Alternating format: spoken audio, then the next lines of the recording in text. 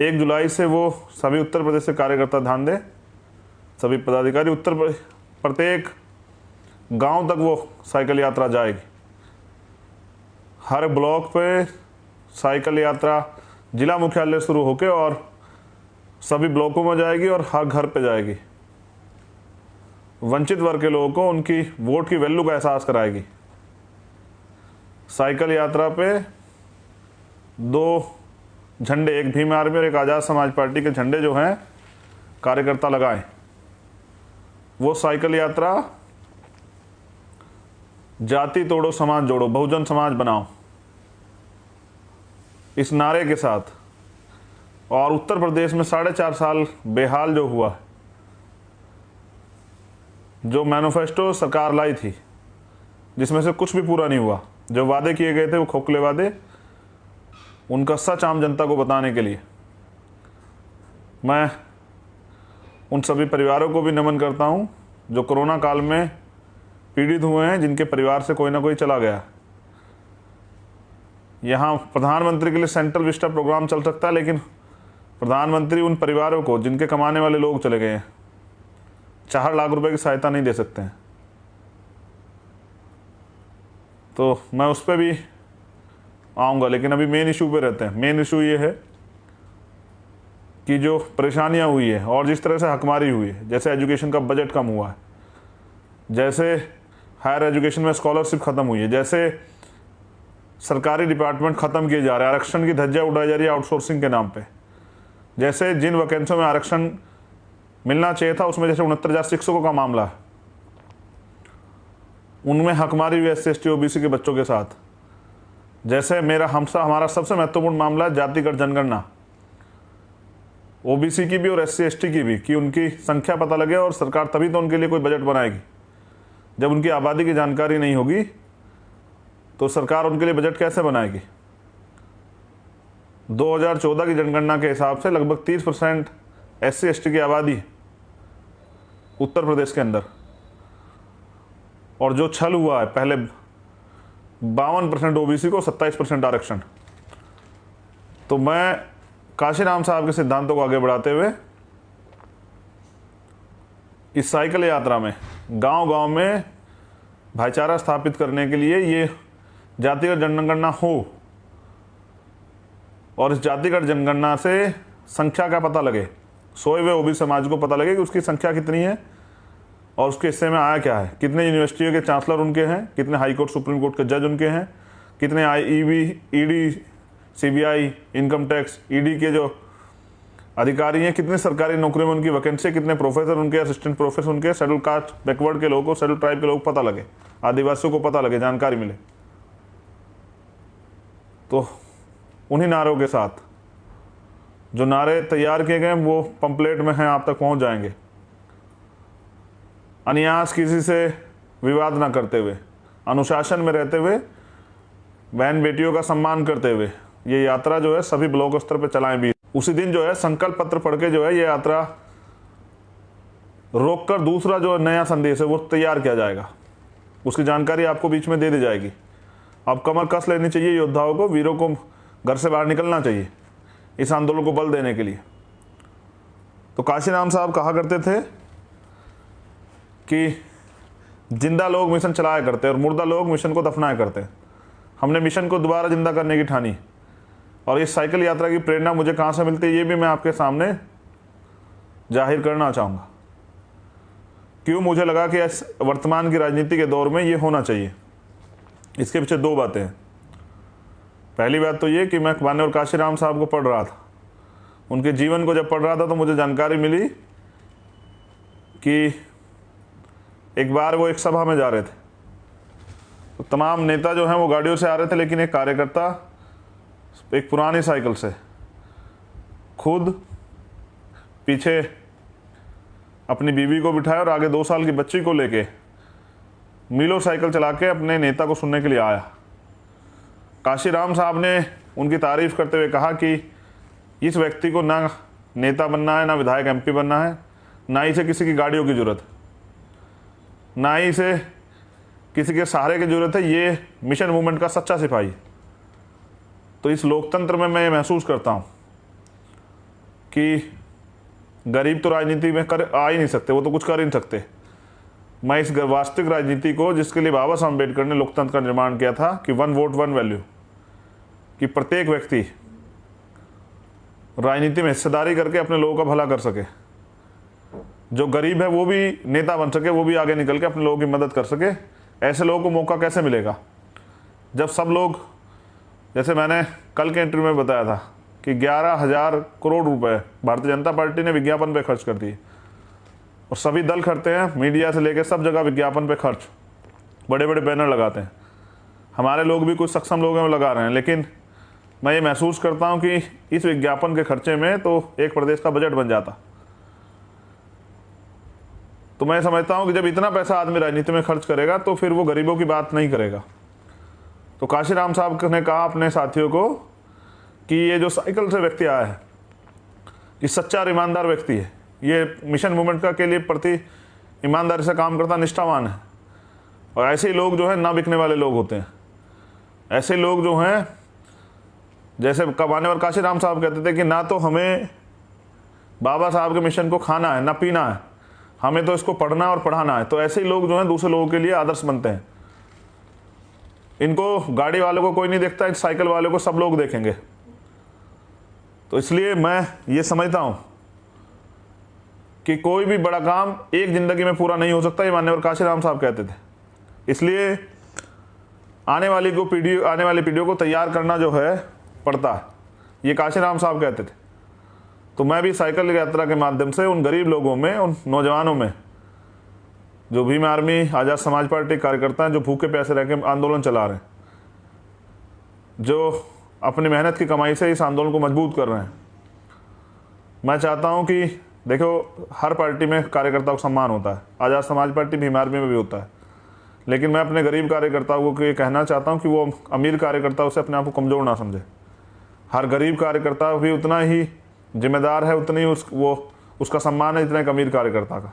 हाँ, अमीर कार्यकर्ता भी आगे काम करना चाहता है तो उसके लिए भी रास्ते खुले हैं, लेकिन ये गरीबों के लिए राजनीतिक दल बनाया कि जिससे गरीब राजनीति करके और अपने समाज का भला कर सकें। ये पैसे वाले लोग अगर गरीबों के इतने हितैषी होते तो कोई गरीब नहीं होता। तो काशीराम साहब ने कहा कि ये साइकिल जो है ना, ये सस्ता साधन है, बिल्कुल सस्ता साधन प्रचार प्रसार के लिए, अपनी बात को कहने के लिए आसानी से। मैं समझता हूँ कि परेशानियाँ तो होगी, लेकिन जिसका समाज इतना परेशान हो, पीड़ित हो, उसके लिए ये परेशानियाँ कुछ नहीं। 2 पैर और 2 टायर के माध्यम से जो लोग आज काशीराम साहब को कहते हैं कि हम काशीराम साहब की मूवमेंट चला रहे हैं, अच्छी बात है, आप चला रहे हैं। काशीराम साहब ने तो सिद्धांत दिए थे, विचारधारा दी थी गरीबों के लिए। जब उनके नेतृत्व में पहली सरकार बनी तो उनके कई मंत्रियों के पैर में तो एक रंग की चप्पल भी नहीं थी। आप इतिहास पता कीजिए, वो लोग तो आज शामिल ही नहीं है, उनको तो कोई जानता ही नहीं। कई लोग तो कपड़े भी नहीं थे सही ढंग के, लेकिन फिर भी काशीराम साहब ने उनको आंदोलन में लाया। और काशीराम खुश होते थे कि मैंने एक मोची को, एक कुम्हार के बेटे को, एक जो है पाल के बेटे को, एक प्रजापति के बेटे को, एक कुशवाहा, एक कुर्मी के बेटे को, मैंने जो है एक ठेले चलाने वाले को, एक सब्जी बेचने वाले को मैंने विधानसभा में भेज दिया। और वो खुश होते थे कि जब ये एक तरफ पैसे वाले लोग बैठे होंगे और जब ये गरीब आदमी विधानसभा में जाएगा तो किस तरह का माहौल बनेगा, वो प्रैक्टिकल करते थे। तो 2 पैर और 2 टायर साइकिल से उत्तर प्रदेश के घर घर जाके बहुजन समाज के उनको ये विश्वास दिलाना है कि दोबारा से गरीबों की राजनीति शुरू करके गरीबों की भलाई की लड़ाई जो है उत्तर प्रदेश में लड़ी जाएगी। और मुझे भरोसा है कि उत्तर प्रदेश के, देश के ही स्वाभिमानी युवा, जैसे आज हम दिल्ली में थे, 700 से ज़्यादा युवा साथियों ने पार्टी को ज्वाइन किया, यानी कि दिल्ली के लोगों ने भी तैयार होने के बारे में सोचा है उत्तर प्रदेश को देख के। तो पिछले 5 दिन में मैं एक दिन आगरा था, उसके बाद 2 दिन लखनऊ था, आज दिल्ली हूँ। कल संभवतः प्रयास होगा तो उत्तराखंड के रुद्रपुर रहूँगा। परसों मैं 26 और 27 तारीख में महाराष्ट्र चला जाऊँगा। हर दिन एक चैलेंज है, उसको स्वीकार करके इस मिशन मूवमेंट को आगे बढ़ाना। मेरी फेसबुक की रीच कम की गई है सरकार द्वारा, मेरे ट्विटर की रीच कम कर दी गई। उनको ये नहीं पता कि ये आंदोलन, जिस दिन चंद्रशेखर जोर से चिल्लाएगा अपने लोगों से तो मेरी रीच जो है वो दिल्ली की गलियों में देखने को मिलेगी, जंतर मंतर पे। जब मैं अपने लोगों के जो अधिकार छीने गए उनके लिए दहाड़ूंगा, उनके लिए आवाज़ लगाऊंगा, तो मुख्यमंत्री और प्रधानमंत्री कुर्सी हिल जाएगी। तो ये आंदोलन सिर्फ साइकिल यात्रा से शुरू होकर साइकिल यात्रा पे ख़त्म नहीं होगा, उसके बाद भी जो है लगातार ये जारी रहेगा।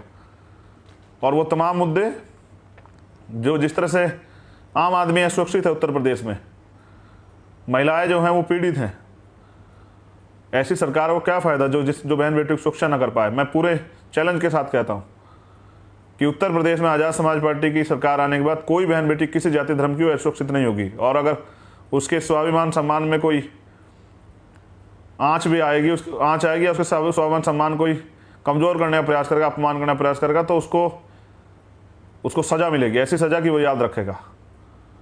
और उसके साथ साथ इतने सख्त कानून बनाए जाएंगे कि, क्योंकि कानून बनाने का अधिकार विधायिका के पास होता है, सरकार बनाती है, कि भविष्य में कोई किसी गरीब को सताने से पहले 1000 बार सोचे। हमारे अधिकारी कर्मचारियों की भी सुरक्षा का, उनके मान सम्मान का, स्वाभिमान का ध्यान रखा जाएगा। हमारे गरीब लोगों की भी अधिकारों का, जैसे काशीराम साहब कहते, तब तो नारे धूमिल हो गए, कहते जो बहुजन की बात करेगा वो दिल्ली पर राज करेगा, वोट हमारा राज तुम्हारा नहीं चलेगा, नहीं चलेगा। जो कहते थे काशीराम साहब, कहते जो ज़मीन सरकारी हो हमारी, आज कहाँ है? आज तो कुछ नहीं, आज तो जो हमारा है वो भी सरकार छीन रही है।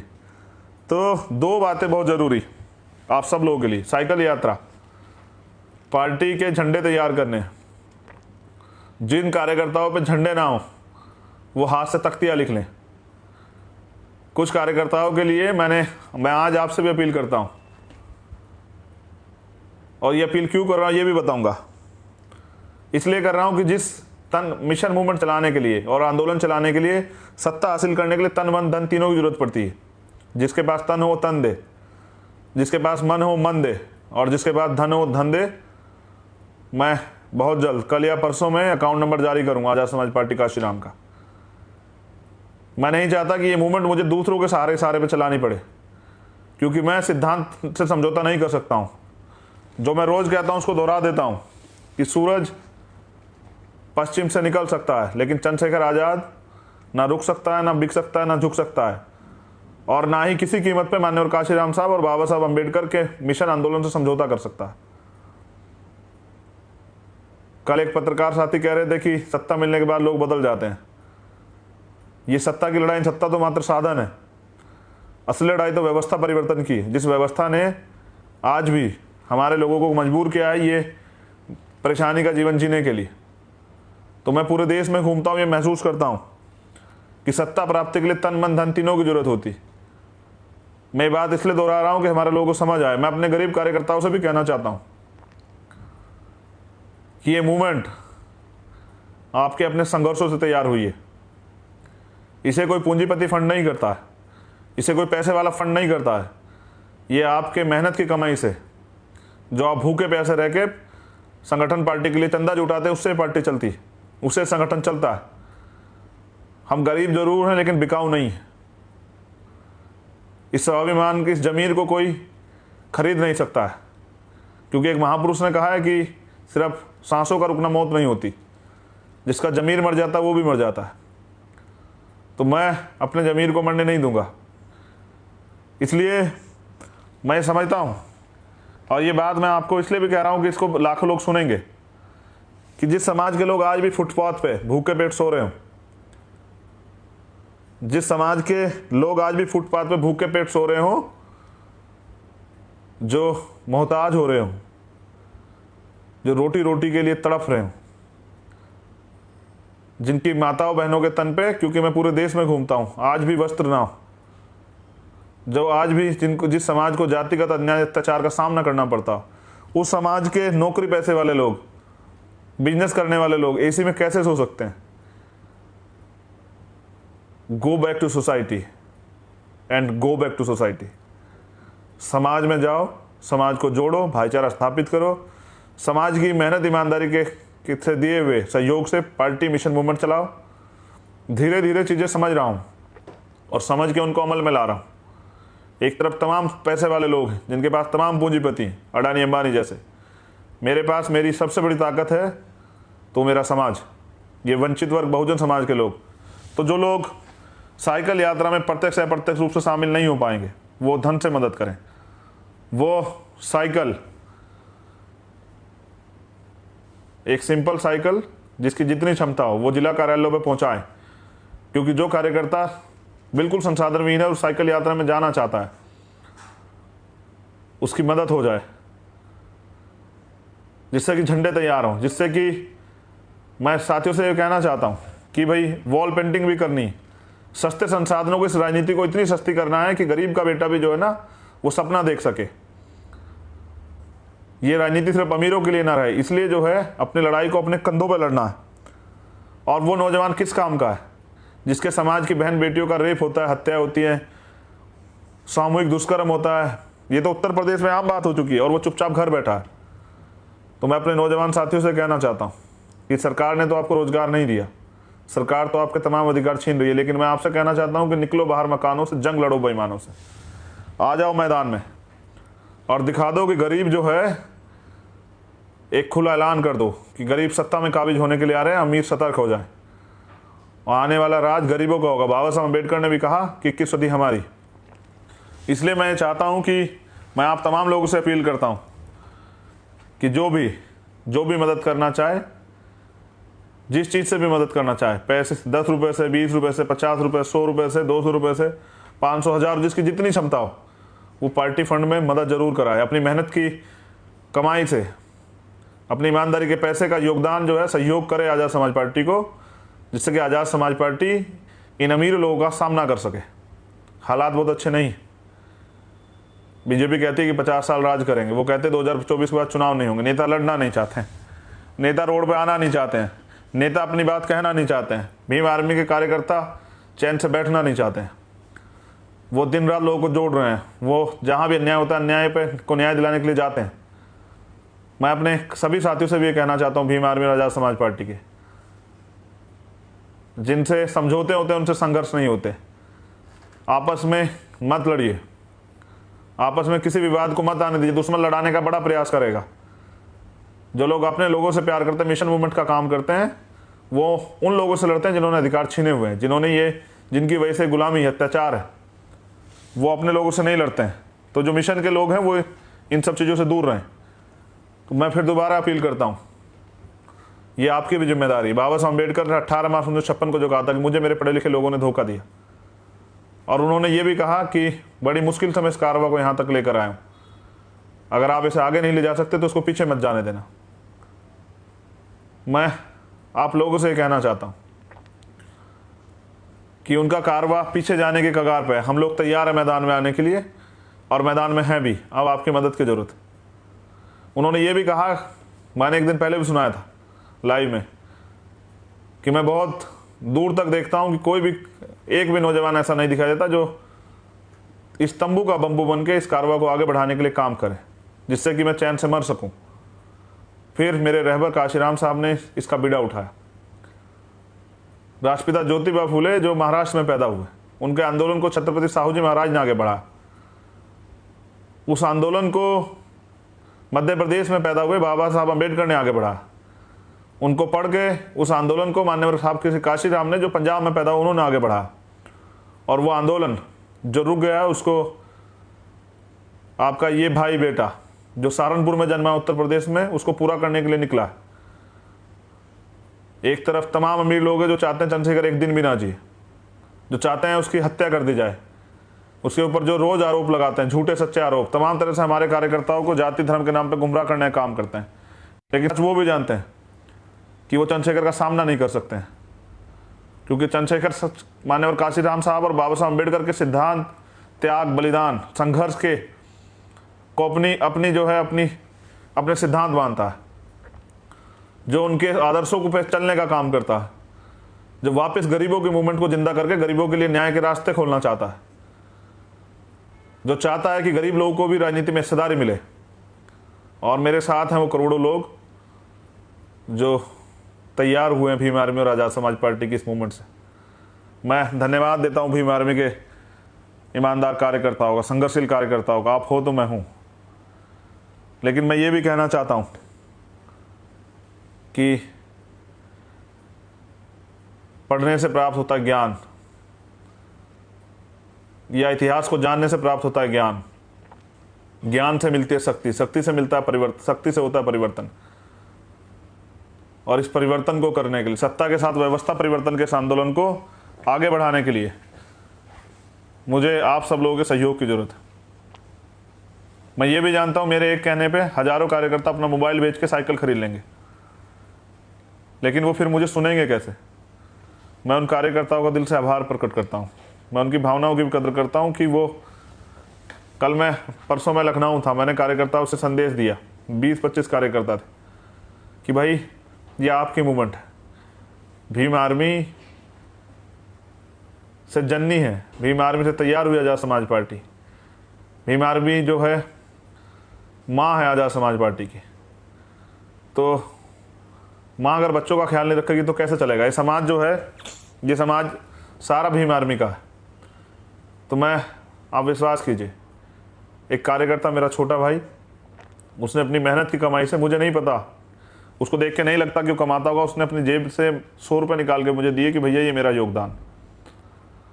और मैं भावुक होने से नहीं रोक पाया अपने आप को। मैं समझता हूँ कितना विश्वास, आपका विश्वास बहुजन समाज को सत्ता में लाएगा, आपका राज स्थापित होगा, कमज़ोर वंचितों की आवाज़ सुनी जाएगी, उनको न्याय मिलेगा, नौजवानों के लिए रोजगार के रास्ते खुलेंगे, महिलाओं बहनों के पे जो अन्य अत्याचारों में बंद होंगे, उनको स्वाभिमान सम्मान का जीवन मिलेगा, आपको अधिकार मिलेंगे, इस जीवन से, गुलामी के जीवन से मुक्ति मिलेगी। लेकिन ये सब हो पाएगा तभी जब सत्ता आएगी।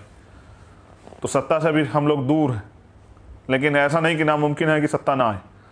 अगर पूरी ईमानदारी से 20 दिन वर्करों ने अपना काम किया, मैं खुद भी किसी भी ज़िले में पहुंच सकता हूं यात्रा में शामिल होने के लिए, ये देखने के लिए क्या आप लोग जो पदाधिकारी कार्यकर्ता बने बैठे समाज को धोखा तो नहीं दे रहे हैं।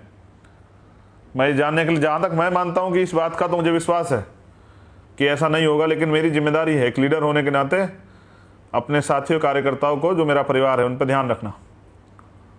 तो मैं आपसे अपील करता हूँ, कल या परसों में मैं अकाउंट नंबर जारी करूँगा, और मैं किसी पूंजीपति, किसी उद्योगपति, किसी पैसे वाले के इशारे पे इस मूवमेंट को नहीं चलाऊँगा। काशीराम साहब कहते जो सहारा देगा वो सहारा भी देगा। जब मैं दूसरों के सहारे इसको चलाने के बारे में सोच भी नहीं सकता हूँ, तो किसी के इशारे का तो मतलब ही नहीं बनता है। मैं इसलिए आपसे अपील कर रहा हूँ कि अपनी पार्टी को चलाने के लिए आर्थिक मदद करें, और इसको अपनी मेहनत की कमाई से सींचे, जिससे कि इसका फल जो है समाज को मिल सके, और ये मिलेगा, ये मेरा विश्वास। तो पूरे देश के कार्यकर्ताओं से मैं ये कहूँगा कि वो उत्तर प्रदेश में आंदोलन को आगे बढ़ाने के लिए होने वाली साइकिल यात्रा की संसाधन जुटाने के लिए मदद करें। जो साइकिल से मदद कर सकता हो, वो एक सामान्य साइकिल को जिला कार्यालयों पर पहुँचा दे, जिससे कि वो वर्कर जिस पे जो आंदोलन में भागीदारी करना चाहता है, उसको वो साइकिल के प्रयोग से इस बात को जो है गांव-गांव तक, लोगों तक पहुंचा सके। जैसा मैंने कहा, सतर्कता रख के जो है इस आंदोलन को आगे बढ़ाना है। और मेरी बहुत बहुत मंगल कामना है। आने वाला कल आपका है। बाबा साहब अम्बेडकर ने कहा 21 सदी हमारी। मैं पढ़ता रहता हूँ इतिहास को, अपने रहबरों को, अपने गुरुओं महापुरुषों को, वो मुझे सीख देते हैं। जो परेशानी आज है वो पहले भी आई है, वहीं से मुझे बल मिलता है। मैं ये समझता हूँ कि हमारे कार्यकर्ता आज इस क्षमता में है कि गाड़ियों का इंतजाम भी कर सकते हैं, मोटरसाइकिलों का इंतजाम भी कर सकते हैं, उसके लिए भी मौका मिलेगा। लेकिन मैं तो ये देखना चाहता हूँ कि वो कितने कार्यकर्ता हैं जिनको मान्यवर काशीराम साहब कहते थे कि जो झंडा लगा के साइकिल पे आ रहा है मिलों से चल के, वो ना बिकने वाला मेरा लीडर, मेरा नेता, मेरा छोटा भाई, मेरा परिवार का साथी, इस मिशन मूवमेंट का, काशीराम साहब, बाबा साहब अम्बेडकर के आंदोलन का सिपाही। मैं भी एक इस सफ़र पार कर रहा हूँ, एक सफ़र में हूँ, आपके भरोसे, अपने समाज के भरोसे, अपनी बहनों के, अपनी माताओं के आशीर्वाद के भरोसे, अपने बुजुर्गों के आशीर्वाद के भरोसे, नौजवानों के प्यार विश्वास के भरोसे। तो इस विश्वास को, जो विश्वास आपने जताया, मैं इसको टूटने नहीं दूंगा। लेकिन इस आंदोलन में बढ़ चढ़ के हिस्सेदारी लें, अपने आंदोलन को मजबूत करें। जय भीम, जय भारत, जय संविधान, जय लोकतंत्र, जय विज्ञान। आप सभी के लिए मंगल कामनाएं। तो सतर्क रहते हुए, दुश्मन लोग प्रयास करेंगे आपके आंदोलन खराब करने का। सतर्क रहते हुए अपने आंदोलन को चलाना है, और कानून के नियमों का भी पालन करना है। मैं बहुत जल्द कल या परसों में पार्टी का अकाउंट नंबर जो है जारी करूंगा। जिससे कि आप लोग उस अकाउंट में अपनी मेहनत कमाई से मदद करके इस आंदोलन को आगे बढ़ा सकें। मेरी इस अपील के साथ कि निकलो बाहर मकानों से, जंग लड़ो बेईमानों से, और मेरी इस अपील के साथ कि संघर्षों के साए में घनघोर जवानी पलती है और इतिहास उधर झुक जाता है जिस ओर जवानी चलती है। ये नौजवान साथी बहुजन समाज की रीढ़, जो जहाँ तक मैं समझता हूँ कि मैंने कैडर से बहुत सारे लोगों को तैयार कर दिया है, जो पूरे देश में होने वाले बहुजनों के अत्याचार को अपने परिवार पर अत्याचार मानते हैं, और वो लोग तैयार भी हो चुके हैं इस आंदोलन को आगे बढ़ाने के लिए। आप सब लोग इसमें सहयोग करें, ऐसे ही आगे बढ़ते रहेंगे। धन्यवाद। जय भीम, जय भारत।